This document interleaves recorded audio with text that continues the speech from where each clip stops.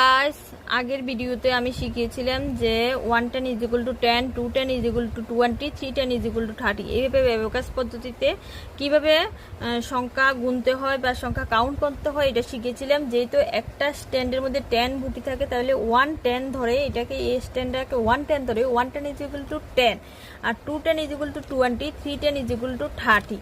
এই হিসাবে 100 পর্যন্ত, 10 ইজ ইকুয়াল টু 100, এই হিসাবে এটা সংখ্যাগুলি কাউন্ট করতে হয়।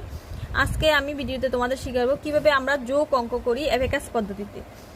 যোগ অঙ্ক কিভাবে আমরা অ্যাবাকাস পদ্ধতিতে করি তার একটা ছোট্ট নমুনা আমি তোমাদেরকে দিতে চাই। দেখো, এখানে আমরা প্রথমে স্টার্ট করব 1+1 থেকে। আমি যে ছোট্ট একটা প্রসেসে ছোট বাচ্চাদের শেখানোর চেষ্টা করছি, এই প্রসেসে যদি তোমরা একটু বাড়িতে ট্রাই করো, অবশ্যই তোমাদের কাছে অনেক ইজি লাগবে আশা করি আমি। তো এখানে দেখো 1+1 যদি বলি আমি, তখন আমি